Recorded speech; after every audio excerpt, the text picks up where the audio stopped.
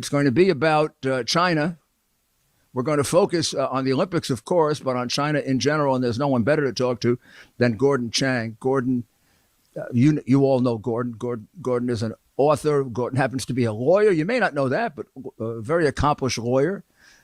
He's been an author on China for several decades now. One of the people who really saw through the dual nature of China. If there ever was a dual nature, I'm going to ask him that question because I'm not sure. And his most recent book on technology, you really have to read it because just like the Collapse book, which was written about a decade ago, Gordon has seen things in advance that others have not. And I'm talking about people in good faith now, who I really believe there are a lot of people in good faith who made a mistake about China. And they're the ones who are acknowledging it now.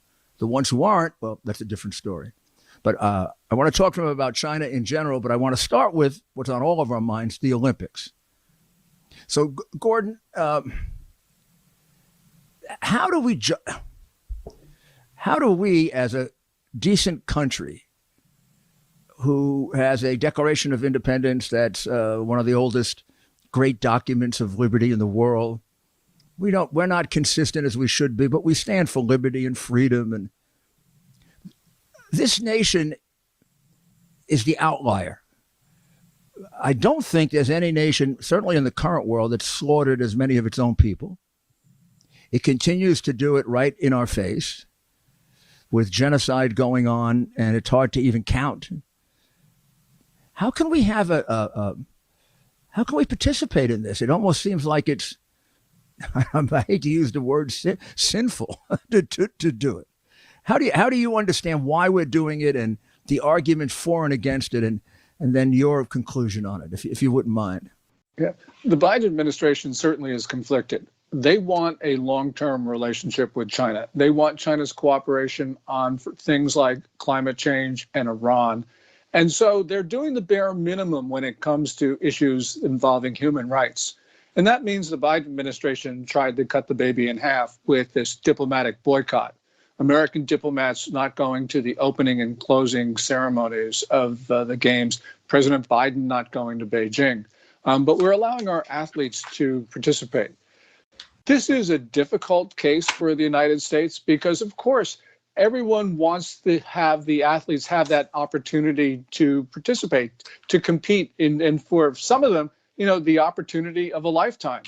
But on the other hand, we got to remember, as you pointed out, China is committing genocides. And we're a party, as is China, to the Genocide Convention of 1948, which requires us to prevent and to punish acts of genocide. Now, there are two big genocides that are occurring now. One of them is we've talked about with the Uyghurs, the Kazakhs, and the other Turkic minorities. I mean, they've been detained in the millions. People in those concentration camps have been killed. We know that, Mr. Mayor, because China actually built a crematorium between two of these camps. But there's also officially sanctioned rape, basically organ harvesting, torture. And the Chinese government has organized the slavery of Turkic minorities. So there is genocide and there are crimes against humanity. And these atrocities are comparable to those of the Third Reich prior to the mass exterminations of 1941. But there's another genocide that's occurring. And that is, although we don't know 100% the origins of the COVID-19, though it looks like it came from a lab, we do know 100% one thing, Mr. Mayor, and that is that Chinese leaders deliberately spread this beyond China's borders.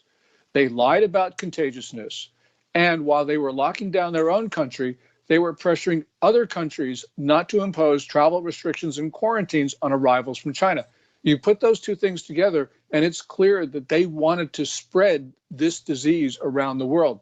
That's 5.7 million people who have died from this disease outside China, and that includes more than 900,000 Americans. We crossed the 900,000 mark a couple days ago.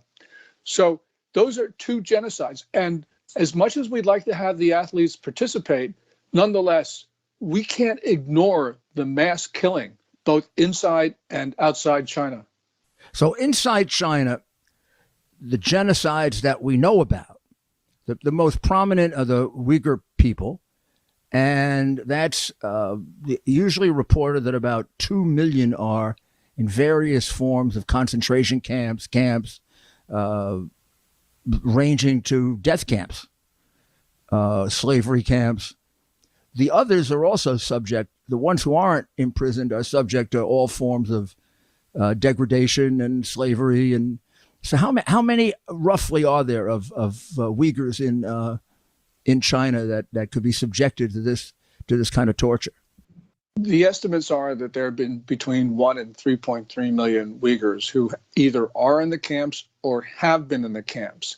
And these numbers have been derived from satellite imagery by looking at the number of facilities and by trying to guess the number of people coming in and going out. So it is a big range, but we're talking about people in the millions, not the 100,000s, but right. The millions. And the idea is to eliminate them as a people so that they would no longer be a problem for China. Yes, it's to eliminate all cultural identity. And this is true not just for Uyghurs, Kazakhs, and other Turkic minorities. It's true for the Tibetans and for Mongolians and for other peoples. You know, China has this notion that there are 56 ethnic groups in China. In other words, 55 minorities. China wants to eliminate all minority consciousness. And that's why there is sterilization, forced abortions, extreme birth control. And those measures constitute genocide as defined in Article 2 of the Genocide Convention. So the largest focus is the Uyghurs. But then when you get to these smaller groups, it's their desire to eliminate them as well. And you said Turkish people. How do they define Turk? I mean, Turkish is a pretty broad subject. Turkic minorities is the phrase, and that includes, of course, the Uyghurs, who are the largest of the Turkic minorities in China, but it also includes Kazakhs, who are a fair number in China, and there are others.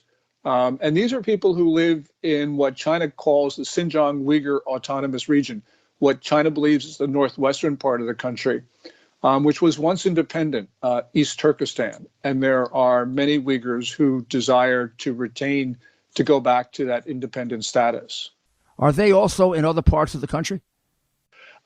They are. For instance, you can find them in the central parts of the country in Xi'an. When my wife and I were traveling through China, because we worked there for 5 years, we went to Xi'an, and our dinner the night we were there was actually in one of these very small kitchens, basically outdoor stove, just a few seats around a table under the stars. And we had all sorts of meats and breads. These were Uyghurs. But for the most part, they're in the northwestern part, in Xinjiang. And are they subjected to the same problems when they're outside of that area? Outside the area, the restrictions are not so severe because they don't have the concentration camps. But China is, especially since 2017, has been imposing these extraordinary measures on Uyghurs. And this will spread to minorities outside of Xinjiang and Tibet as well. Does it include other Muslims and does it include Christians?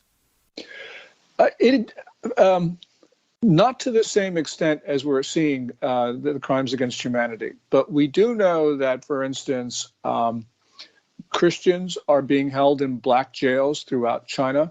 And these are the persecution of Christians, which was already severe under Jiang Zemin and Hu Jintao, the previous leaders, has been stepped up considerably under Xi Jinping. Hui Muslims, Hui, Hui Muslims who are indistinguishable from Han have been subject to repression recently under Xi Jinping. And this is generally a stepped up measures of coercion, not only against minorities, but also against everybody. China is moving back to totalitarianism under Xi Jinping. So it affects everyone in China, but especially those special groups like the minorities and like believers. And one other thing, Mr. Mayor, Buddhism is considered to be in China a local religion. and has been left alone. And many people, including Communist Party members, have been Buddhist, although they shouldn't be. They're supposed to be atheists. But under Xi Jinping, for the first time, we see persecution of Buddhists, which means that Xi Jinping is going not just after people who are Muslims, not just after Christians. They're going after all people of any faith. Think your homeowner's insurance covers home title fraud? Think again.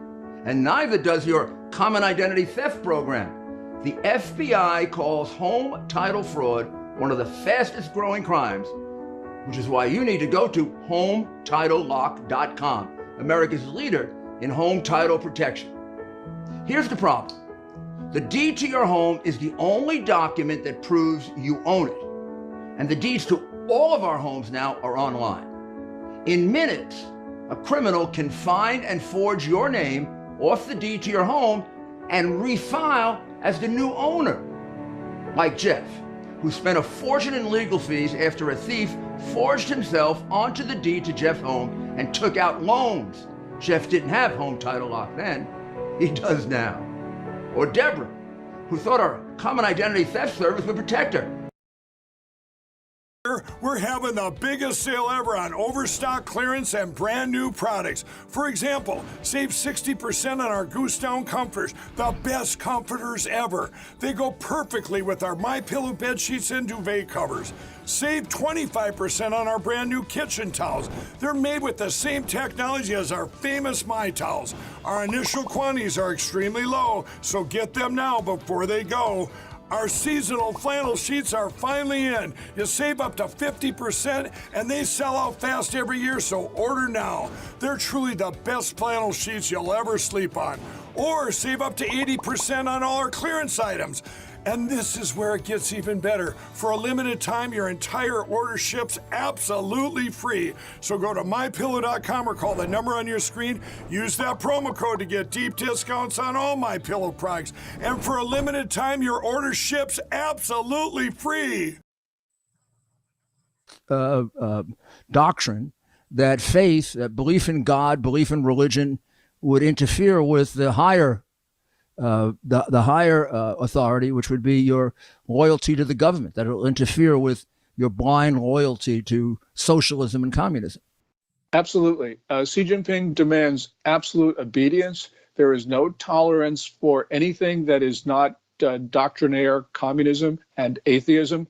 And so that's why he has stepped up his campaign against people of all faith. Now, the Olympics, although very much constrained by, all of the protests against it, et cetera, it's still a multi-billion-dollar event for China and a great asset in terms of their building their reputation as a legitimate country, particularly in Asia. So even though here in the United States, we're basically covering to some extent these genocides, and a lot of the world sees this just as a great event where the Chinese government proves its development, its prowess, how it can put on such a grand game. I think overall, this will be a plus for China, would it not? That's going to be a very interesting question, Mr. Mayor. If we go back to the 2008 Summer Olympics in Beijing, right, which were the first Olympic Games, this was considered to be China's coming out party. It was an unvarnished success, and it propelled Xi Jinping, who was responsible for the games. He was the official responsible for the games. It propelled him into the highest spot as General Secretary of the Communist Party, which he was named in November 2012.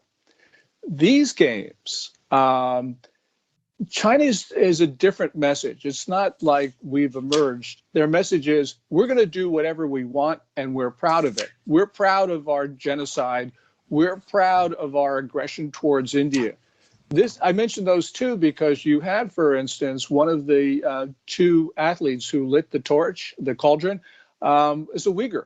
What was the so obviously I was very curious about that, Gordon. So what was the thinking behind that? She was paired with a Han majority athlete, and the idea was to express national unity. Now, she's a cross-country skier. She came in 43rd, and she's been quietly disappeared from view by the authority. That's the Uyghur athlete. As a Uyghur athlete. And the second thing, I mentioned that China is proud of its aggression against India. Well, one of the torchbearers who delivered the flame to other torchbearers is a guy named Chief Bao, who was a regimental commander who participated in the surprise attack against Indian troopers on the night of June 15th, 2020. So by having him as a torchbearer, what Beijing did was it said, look, we're very proud of committing aggression against India. And by the way, this was counterproductive for China because India, which was going to participate in the opening ceremony, sending their diplomats there, and to the closing ceremonies, have pulled out. They pulled out of both the opening ceremony and they will not attend the closing ceremonies. And this really is counterproductive. And I think one of the things, to go back to your original question, right, will this be good for China? China is showing an ugly face at these games that the world abhors. And, you know, we Americans and others, we don't think about China all the time, so we don't see much of this. But with the Olympic Games, it becomes, you have to see it. You have to hear about it. And what it's doing is it's reinforcing negative perceptions about China, not just in America, but around the world. And to answer your question, we won't know how these games come out for China, but it's entirely possible that China blackens its own reputation with the things it's doing. Now, is my perception incorrect because it's not covered really correctly in America? In other words, I'm not reading an awful lot about things that are going wrong or people that, I mean, I know that people are in substandard housing. Some of them are described almost as inhumane. But you have to go to secondary publications to find that. You don't find that in the New York Times and the Washington Post and NBC and CBS. We don't have a special on NBC. Look how terrible the athletes are being treated. But in fact, that's happening to the athletes. That is happening, and we'll learn more about it. One of the things that's really surprised me, Mr. Mayor, is that the coverage, the NBC coverage so far has record low ratings. I would have thought that, everyone would be tuning in because it is the Olympics and also because it's China. But I think that there's a revulsion in American society, and especially a lot of the negative publicity in the run-up to the games, I think has convinced Americans just not to watch out of principle. Like, I'm not watching out of principle, although I love looking at, planting myself in front of a TV and watching Olympics. I'm not doing that just because I believe that I do not want to show any sort of support for these games. Gordon, I enjoy the Winter Olympics more than the Summer Olympics. Always have. I attended the one in Italy. I attended the one in Canada. I almost attended the other one, and I would have watched this if I thought I was going to get a full. I think the main reason I'm not watching it is I realize it's a propaganda event because I'm not getting a full picture. If they would cover the bad things that were happening along with the good, I might watch it because then I'd be learning something. But here I'm just being brainwashed. Yes, NBC's coverage has put China in the best light. On the opening ceremonies on Friday, one of the commentators for NBC did mention the word genocide, but it was a very muted reference. And so basically NBC's coverage has really put China in the light that Beijing wants. Now, NBC News has continued with good coverage of China, which has criticized Beijing. But this is the type of thing that I think the world does not like, to see China coerce a news organization in this way. Now, we should not be broadcasting those games. We shouldn't have American companies sponsoring them. It's just a horrifying, ghastly event. Not long ago, Mike Lindell, the inventor of MyPillow, and his team fit me for my very own MyPillow. They also introduced me to their wide assortment of other incredible products, like their mattress topper, their sheets, towels, slippers, and more. Sleep is incredibly important to me, and I can assume for all of you. It's time you give MyPillow a try and see for yourself. Listeners have helped build MyPillow into the incredible company it is today, and Mike Lindell wants to give back to all of you. You can get great discounts on MyPillow products by going to mypillow.com right now and seeing each of the specially priced items, including those in the radio listener special square. You're going to see rotational offers up to 66% off on products like their pillows, mattress topper, Giza sheets, but also new products like their slippers, weighted blankets, robes, and waffle blankets. All MyPillow products come with a 60-day money-back guarantee. Enter promo code Rudy for these great specials. That's mypillow.com and use the promo code Rudy. Gordon, if I could take you back a bit. To me, you are one of the few people that saw at a very, very early stage that the fantasy that we had about China was exactly that, a fantasy. Because without getting very specific about the years, when you come out of the Kissinger-Nixon developing the relationship, using it as a wedge against the Soviet Union, you come to a point where people are starting to notice and would write that there are two Chinas. There are the almost like the hawks and the doves, the Chinese that believe that military power, raw economic power is the way to be the leader of the world, the dominant nation in the world, and to suppress the United States.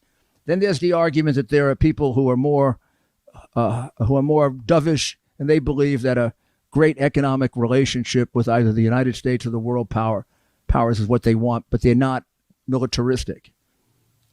If that was ever true, that ended a long time before we noticed it.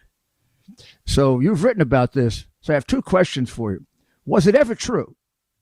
What I said, was that ever true? And then if it was true, how did it break off? So that dovish part is a distant memory.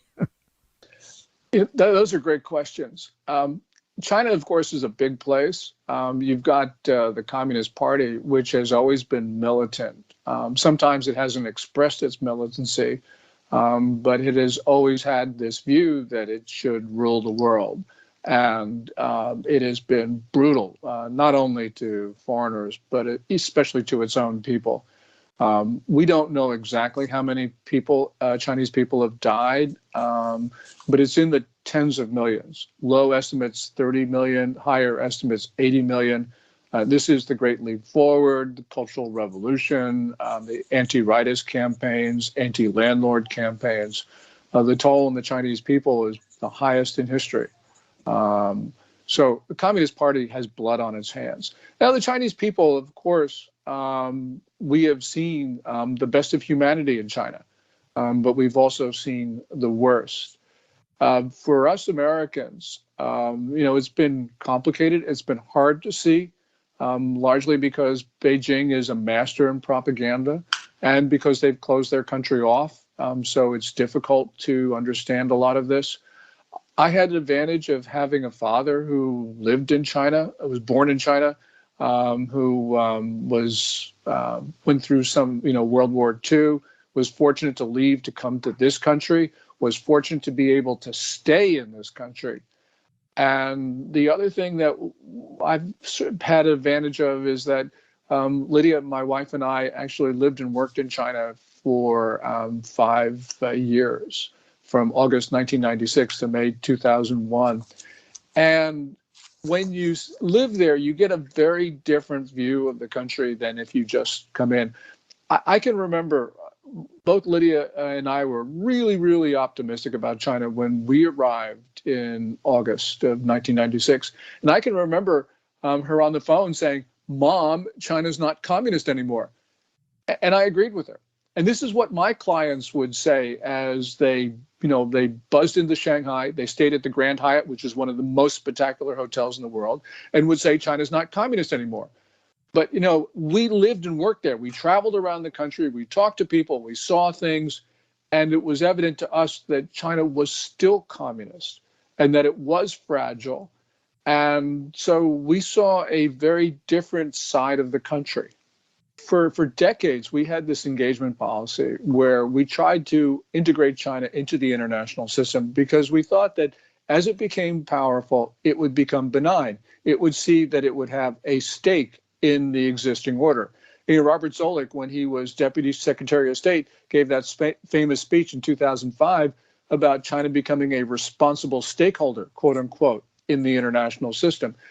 And there was hope that this would occur. Also, at the end of the Cold War, we said history had ended. That was Francis Fukuyama, the famous political scientist, saying that, yes, events would continue to occur, but humankind's ideological evolution had ended in modern liberal democracy and market-oriented capitalism. So when you have that view, then you could say, oh, well, China's going to come around. But Xi Jinping has made it clear that he not only wants to compete with the United States. I mean, I don't grudge him that he wants to be number one. Every country wants to be number one. But the difference is that Xi Jinping wants to take down the existing international system, which is based on the Westphalian principles of mutual recognition of sovereignty. And he's replacing it with the notion that China not only has the right to rule Tianxia, or all under heaven, it has the obligation to rule all under heaven. And Xi Jinping has taken this further because since 2018, his officials have been talking about the moon and Mars as a part of the People's Republic of China. So this is the most ambitious ruler in history. He not only wants to rule the entire planet Earth, he wants to rule the near parts of the solar system as well. Now, this Olympics was said to be, if it comes off right, it was said to catapult him then into a third term, which would essentially be president, party secretary, whatever else you call him, for life. Almost like the usual Banana Republic third. All over South America, this was the key to communism and socialism. The third term was a joke. You just declared, I'm running for a third term. And then you become Putin, or you become. Is that going to happen? Is that almost a foregone conclusion that there's no opposition to this within whatever exists in the Chinese political structure? That is a question that some people are asking because a third term as General Secretary of the Communist Party would break precedent. And the 20th National Congress of the party is slated to meet sometime this fall, October or November, where his second term ends. So everyone is looking at that. If you go back about 6 months, I think everyone would have said, oh, yeah, he's definitely going to get his third term. He will be dictator for life. I've always concentrated on the fragility of Xi Jinping's position.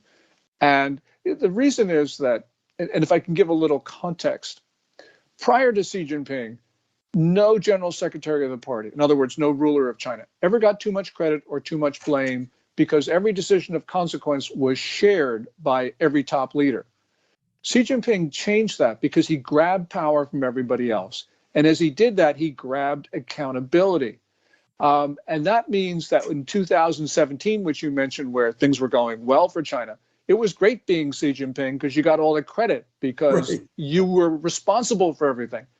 But 2021, 2022, when things are not going well for China, he's being blamed. And people who have been disadvantaged by Xi Jinping in various ways are now coming out of the woodwork. And we're seeing signs of discord at the top of the Communist Party.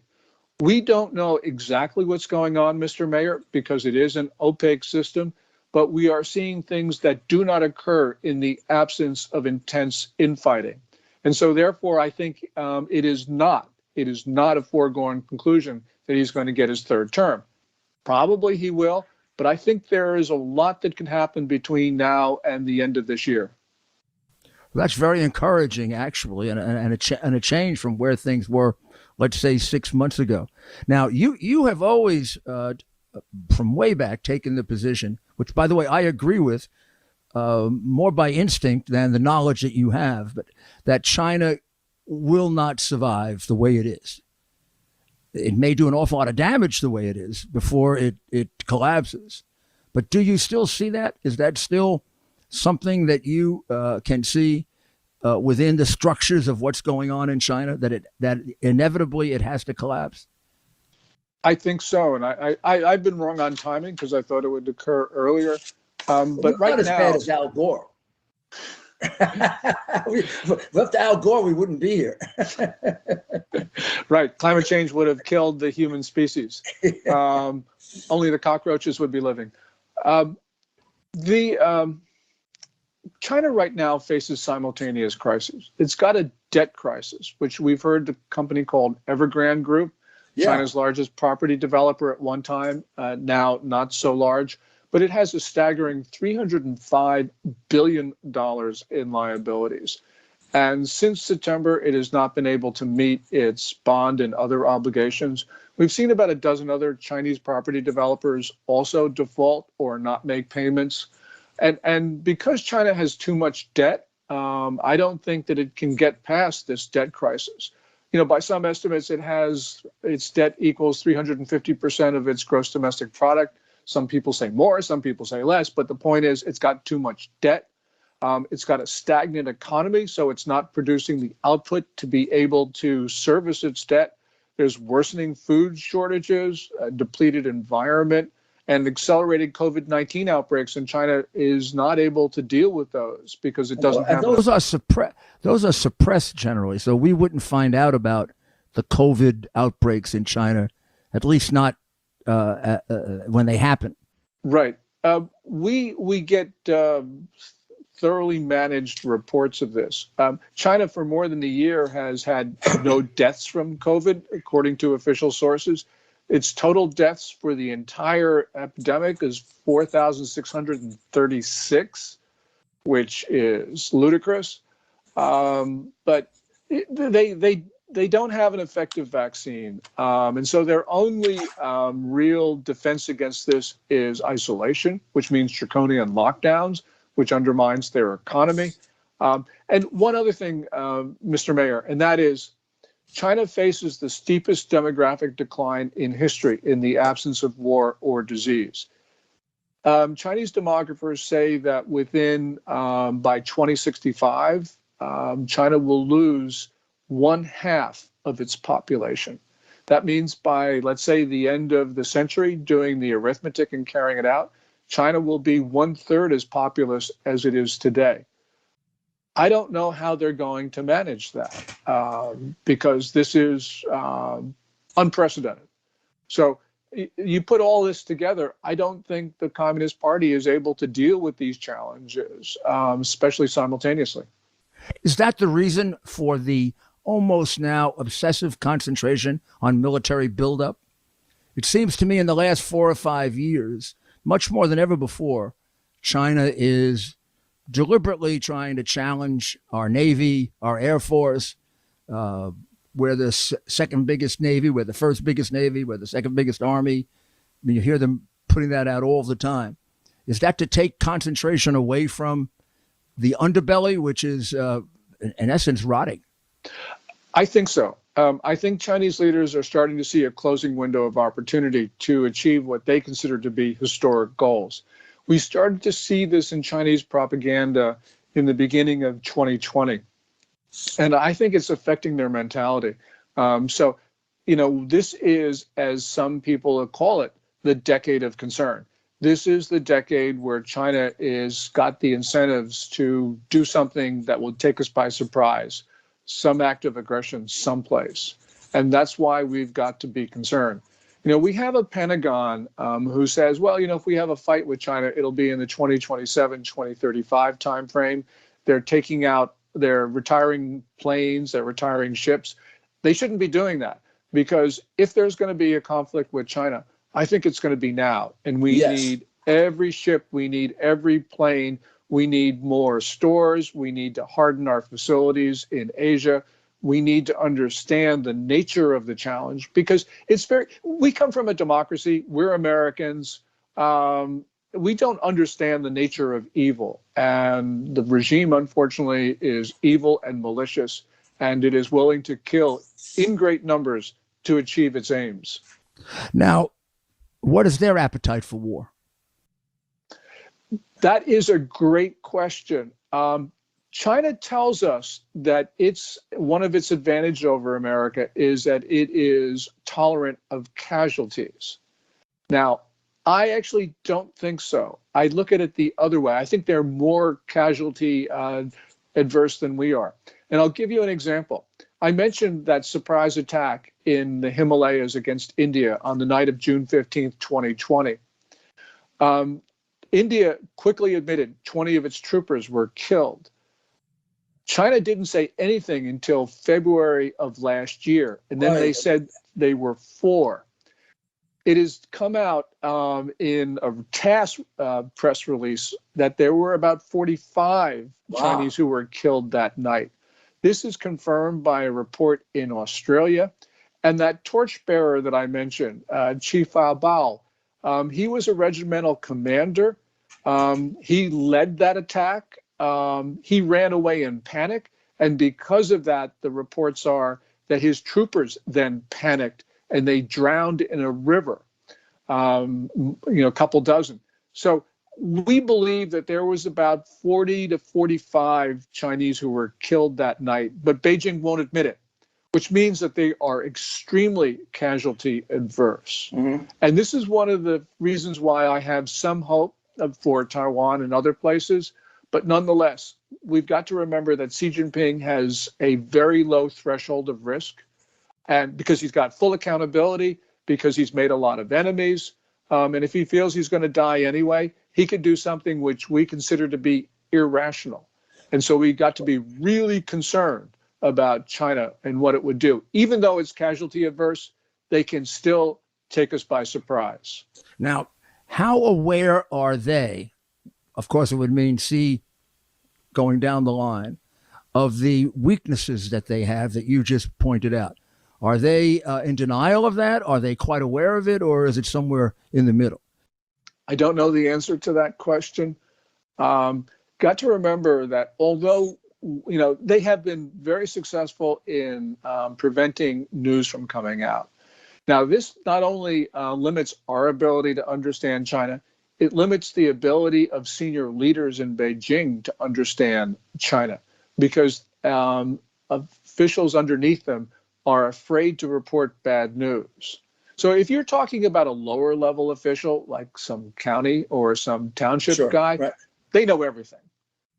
But if you're talking about Xi Jinping, the General Secretary of the Communist Party, the president of the Chinese state, his access to information is quite limited. I mean, this has always been a weakness of top-down systems, but it's even more so under Xi Jinping because he's been imposing these great punishments on people who give him bad news.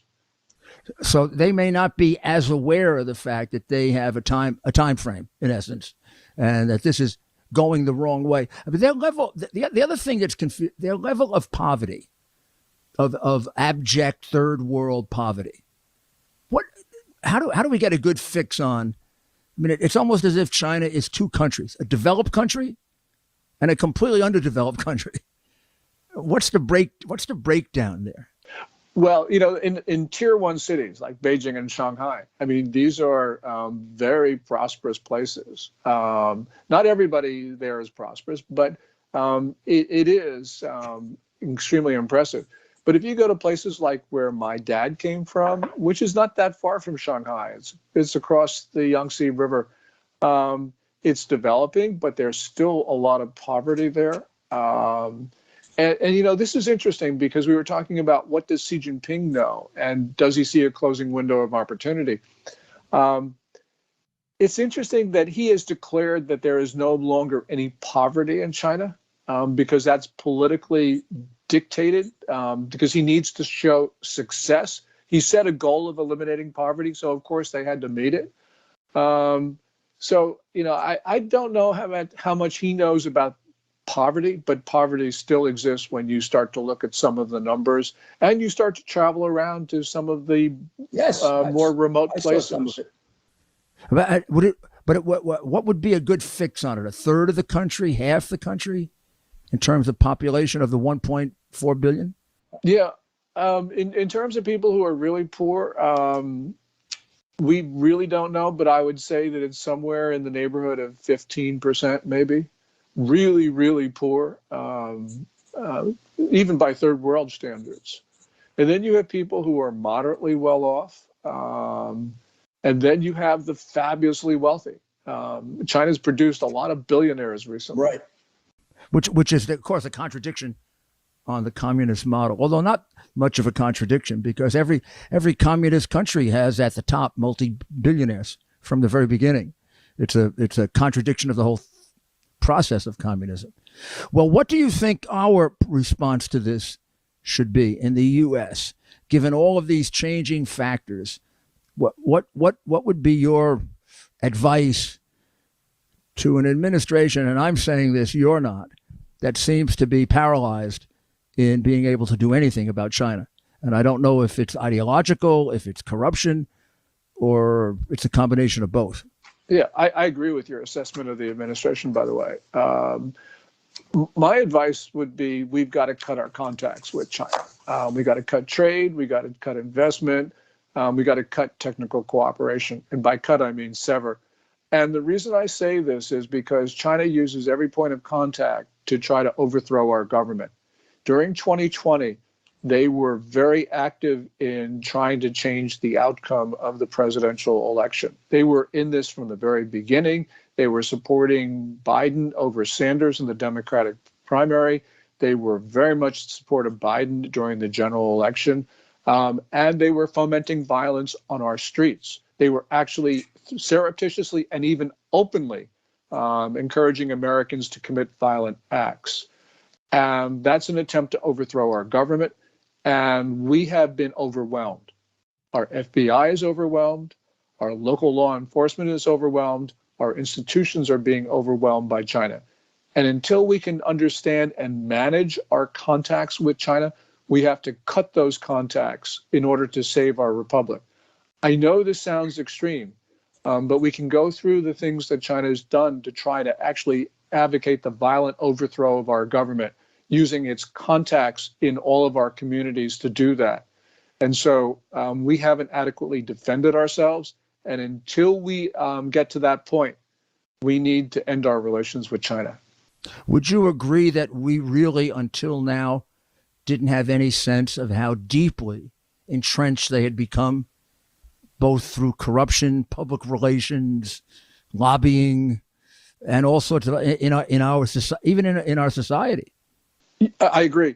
And I'll give you an example. And this is true of both parties, and it's true of liberals and conservatives. But I'll take the example of Eric Swalwell because it's graphic. The first time the Ministry of State Security contacted Swalwell was not when he was sitting on the House Intelligence Committee, where, of course, he'd be great value for China. They first contacted him when he sat on the City Council of Dublin City, California.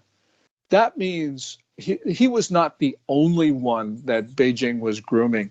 They were grooming, had to be hundreds, if not thousands of Americans, on the hope that one or two of them would be of value to China.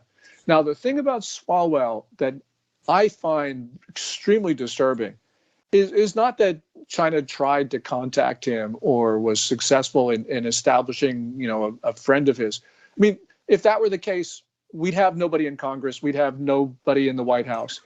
The point is that Swalwell will not talk about this. I would be comforted if he were to say, yeah, my name is Eric Swalwell. I was contacted by a member of the Ministry of State Security. I had sex with her. So what?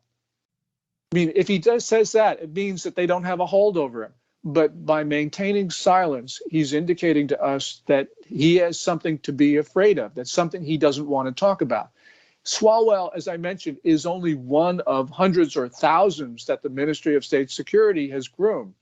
So, yes, the penetration is throughout American society. And that's the reason why I say we need to cut our contacts with China, because we don't have a handle on this, Mr. Mayor.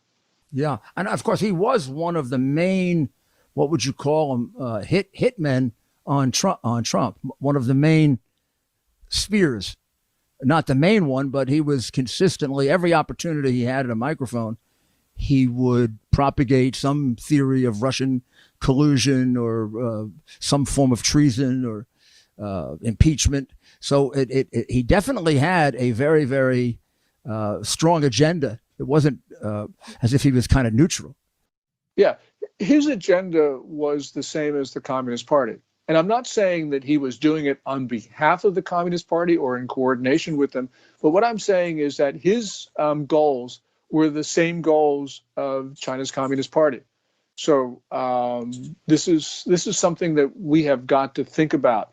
And as I said, Swalwell is not the only person. I mean, there are Republicans who fall into this camp as well. But his is the example that has been documented. And so it's the one that I talk about. Well, I think you've been very, very generous with your time, Gordon, and your writings on this have been probably some of the most illuminating. And when we finally get through it, I think you're going to be one of the people who is seen as, boy, he saw it earlier than anybody else. And thank you very, very much for your wisdom. And hope to talk to you very soon again. Our country needs you right now. You know that. Well, thank you, Mr. Mayor. And our country has always needed you, and you stood up and defended us at a critical time in our history. Well, thank you, sir. And you stay healthy. God bless you. Well, I know you found that interview as illuminating and as fascinating as I did. There are very few people, if any, that have as much insight into China as Gordon Chang, or as much balance about what they see. There tends to be an overreaction either way about China, becoming very, very defensive about it because of your prior support for it, or very, very hostile because of your prior opposition to it. And Gordon seems to have put that out of the process of just rational analysis. So I find his analysis really right near the top in terms of giving you a good balance of what's going on in a country that is inscrutable. I mean, they do make it on purpose impossible for us to find out what's going on there. Now, we get beyond impossible, but we have to qualify everything we say, as you notice Gordon did, with saying we think, or it seems, or from what we get to see, because we don't get to see everything. We've got to stay close to Gordon because I think he can be a good guide to where China is going. So therefore we don't fail to react, and therefore we don't overreact. His analysis that we should break ties with China is exactly right. We saw that during the pandemic, didn't we? I mean, I know I was shocked. I'm sure you were. That in some cases, 90 to 95 to 98% of what we needed came from China. Now, I knew a lot of it came from China, but I never thought we put ourselves in a hole where our biggest enemy virtually could destroy us. Thank you very much for listening, and God bless America.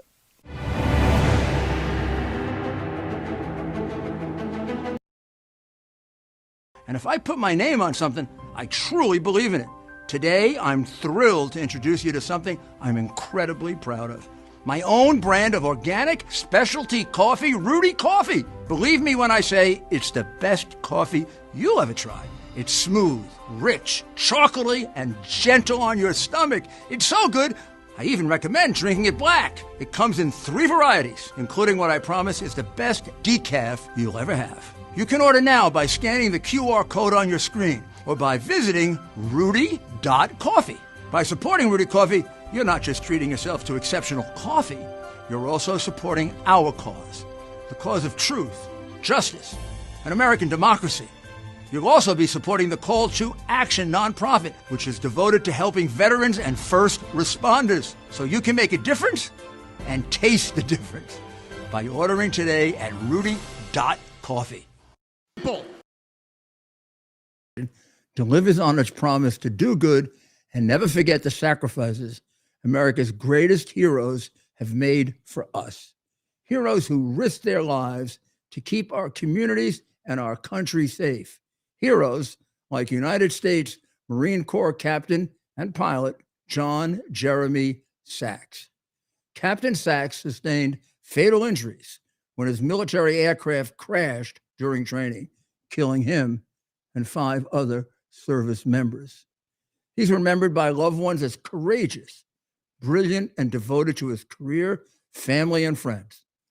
Sean is survived by his wife, Amber, who gave birth to their second daughter 3 months after his death. Tunnel to Towers paid the mortgage on the family home for Amber and their 2 daughters.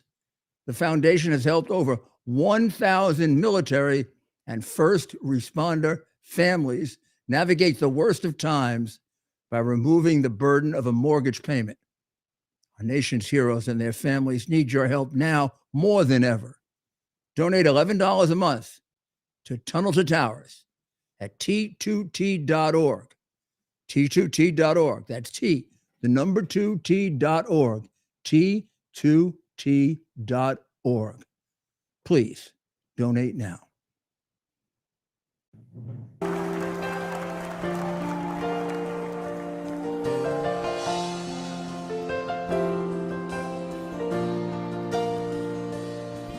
If tomorrow all the things were gone, I'd work for all my life, and I had to start again, just my children and my wife.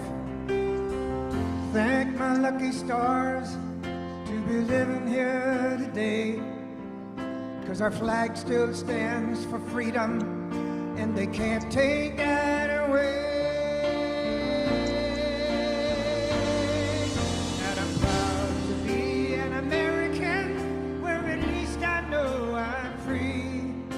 I won't forget the men who died, who gave that right to me, and I gladly stand up next to you and defend her still today, 'cause there ain't no doubt I love this land. Sing it. God bless the USA.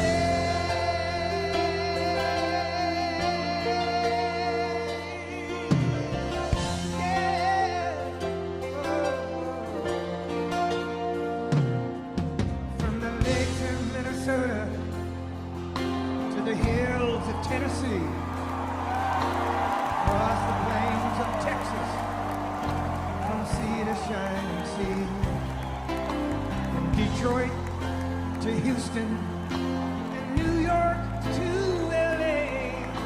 There's pride in every American heart, and it's time we stand and say that I'm proud to be an American, where at least I know I'm free.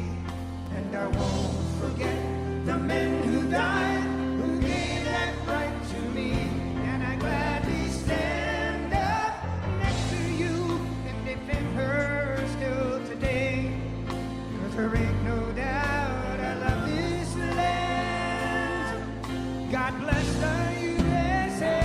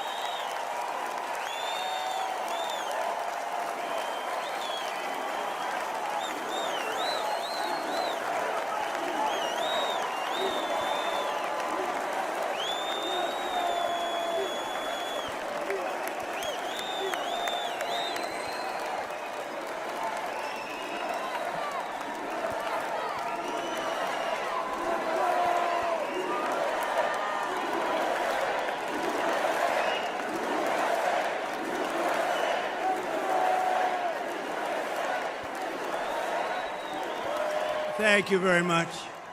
Thank you very, very much. Wow. And thank you, Dana. Thank you, Kid Rock, sometimes referred to as Bob. And thank you, Lee, right from the beginning. Thank you very much. What a talent. What a beautiful, beautiful soul. Thank you. Friends, delegates, and fellow citizens, I stand before you this evening with a message of confidence, strength, and hope.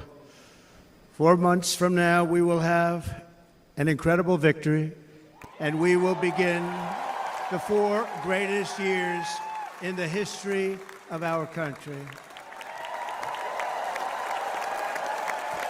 Together, we will launch a new era of safety, prosperity, and freedom for citizens of every race, religion, color, and creed. The discord and division in our society must be healed. We must heal it quickly. As Americans, we are bound together by a single fate and a shared destiny. We rise together or we fall apart. I am running to be president for all of America, not half of America, because there is no victory in winning for half of America. So tonight, with faith and devotion, I proudly accept your nomination for President of the United States. Thank you.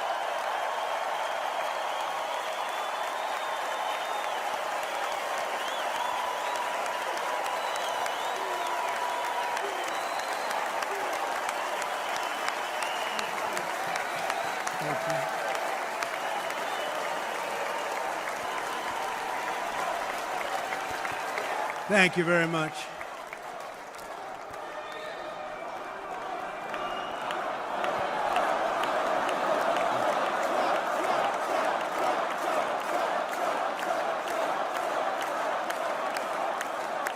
Thank you very much. And we will do it right. We're going to do it right.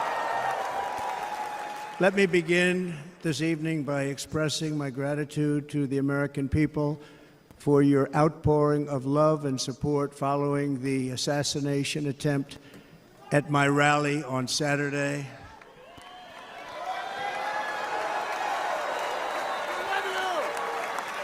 As you already know, the assassin's bullet came within a quarter of an inch of taking my life.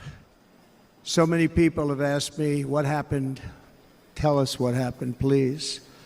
And therefore, I will tell you exactly what happened, and you'll never hear it from me a second time because it's actually too painful to tell. It was a warm, beautiful day in the early evening in Butler Township in the great Commonwealth of Pennsylvania. Music was loudly playing, and the campaign was doing really well. I went to the stage, and the crowd was cheering wildly. Everybody was happy. I began speaking very strongly, powerfully, and happily because I was discussing the great job my administration did on immigration at the southern border. We were very proud of it.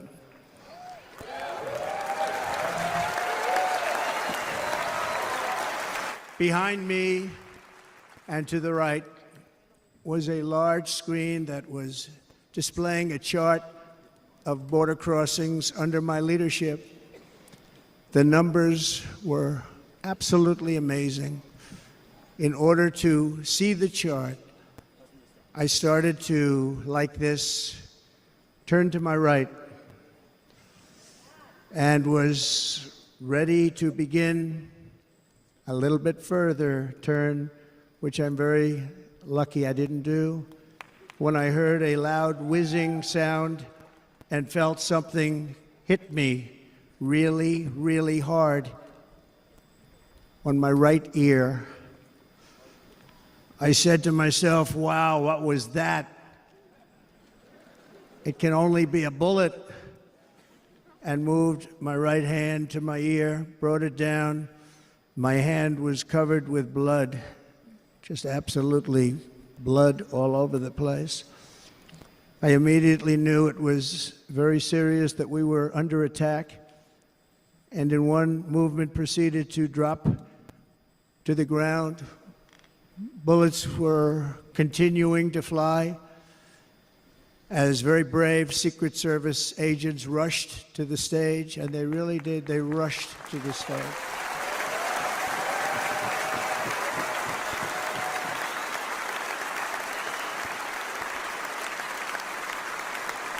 These are great people, at great risk, I will tell you, and pounced on top of me so that I would be protected. There was blood pouring everywhere, and yet, in a certain way, I felt very safe because I had God on my side. I felt that.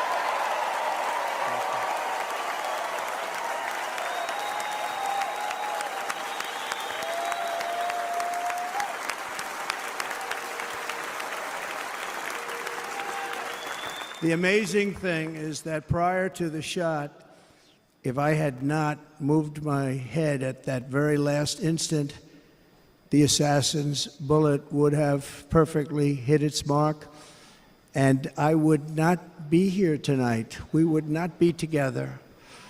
The most incredible aspect of what took place on that terrible evening in the fading sun was actually seen later.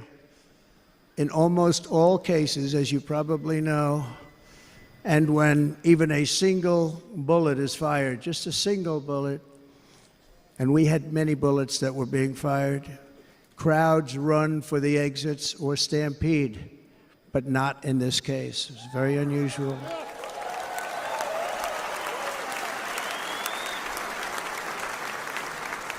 This massive crowd of tens of thousands of people stood by and didn't move an inch.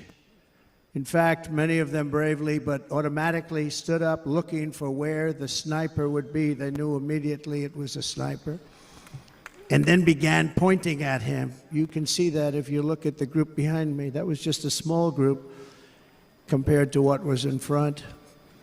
Nobody ran, and by not stampeding, many lives were saved. But that isn't the reason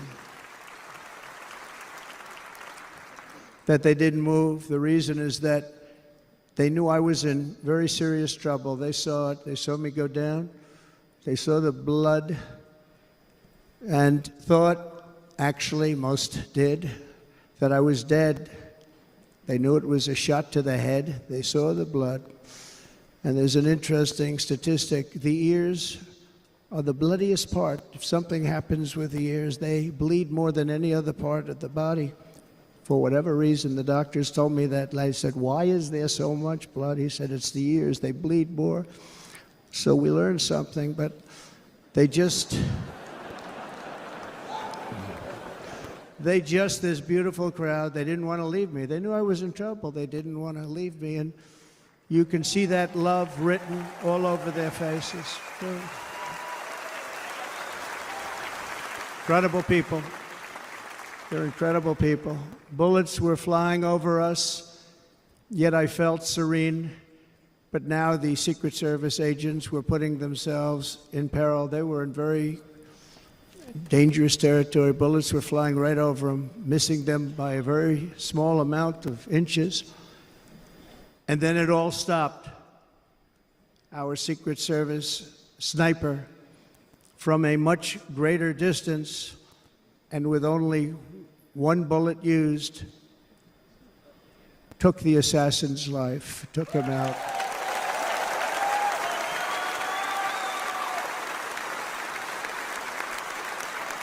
I'm not supposed to be here tonight. Not supposed to be here. Yeah.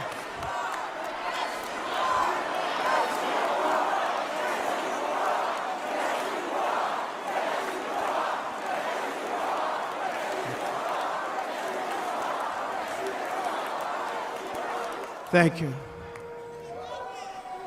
But I'm not. And I'll tell you, I stand before you in this arena only by the grace of Almighty God.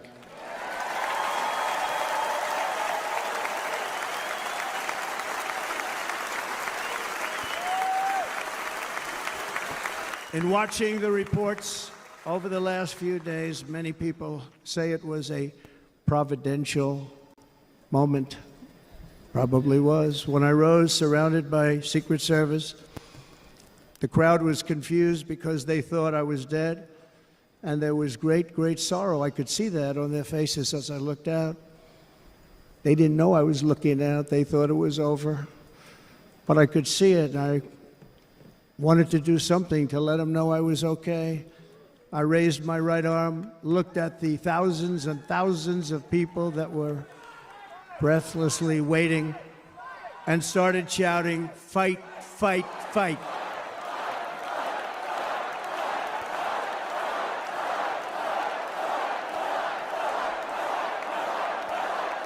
Thank you. Once my clenched fist went up, and it was high into the air, you've all seen that, the crowd realized I was okay and roared with pride for our country like no crowd I have ever heard before. Never heard anything like it. For the rest of my life, I will be grateful for the love shown by that giant audience of patriots that stood bravely on that fateful evening in Pennsylvania. Tragically, the shooter claimed the life of one of our fellow Americans, Corey, comparator, unbelievable person, everybody tells me. Unbelievable. And seriously wounded, two other great warriors, spoke to them today, David Dutch and James Copenhaver, two great people. I also spoke to all three families of these tremendous people.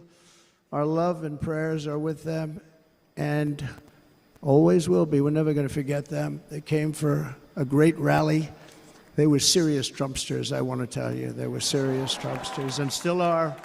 But Corey, unfortunately, we have to use the past tense. He was incredible. He was a highly respected former fire chief, respected by everybody.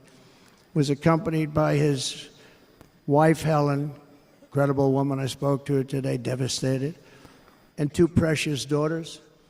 He lost his life selflessly acting as a human shield to protect them from flying bullets. He went right over the top of them and was hit. What a fine man he was.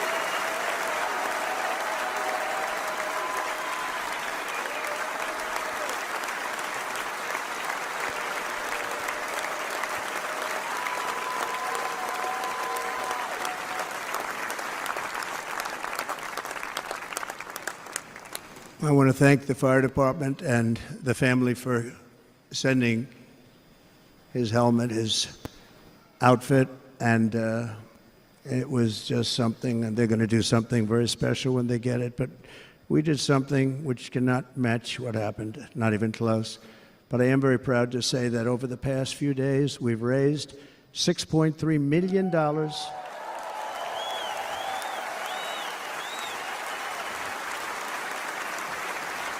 for the families of David, James, and Corey, including from a friend of mine, just called up. He sent me a check right here. I just got it.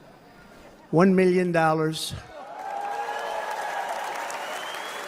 from Dan Newland. Thank you, Dan. And again, when speaking to the family, I told them, I said, well, I'm going to be sending you a lot of money, but it can't compensate. They all said the same thing. You're right, sir. We appreciate so much what you're doing, but nothing can take the place in the case of Corey. And the other two, by the way, they were very, very seriously injured, but now they're doing very well. They're going to be okay. They're going to be doing very well.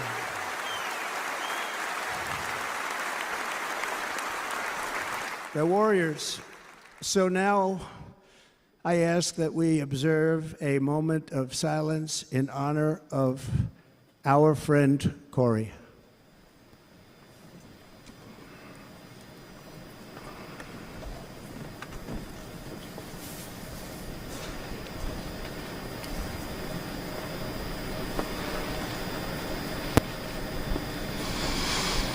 There is no greater love than to lay down one's life for others. This is the spirit that forged America in her darkest hours, and this is the love that will lead America back to the summit of human achievement and greatness. This is what we need. Despite such a heinous attack, we unite this evening more determined than ever. I am more determined than ever, and so are you. So is everybody on your side.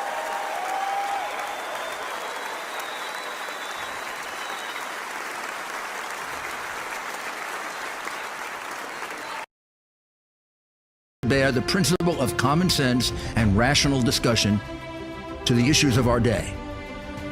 America was created at a time of great turmoil, tremendous disagreements, anger, hatred. There was a book written in 1776 that guided much of the discipline of thinking that brought to us the discovery of our freedoms, of our God-given freedoms. It was Thomas Paine's Common Sense, written in 1776. One of the first American bestsellers, in which Thomas Paine explained, by rational principles, the reason why these small colonies felt the necessity to separate from the Kingdom of Great Britain and the King of England. He explained their inherent desire for liberty, for freedom, freedom of religion, freedom of speech, the ability to select the people who govern them. And he explained it in ways that were understandable to all the people, not just the elite. Because the desire for freedom is universal. The desire for freedom adheres in the human mind, and it is part of the human soul. This is exactly the time we should consult our history. Look at what we've done in the past and see if we can't use it to help us now. We understand that our founders created the greatest country in the history of the world, the greatest democracy, the freest country, a country that has taken more people out of poverty than any country ever. All of us are so fortunate to be Americans. But a great deal of the reason for America's constant ability to self-improve is because we're able to reason, we're able to talk, we're able to analyze. We are able to apply our God-given common sense.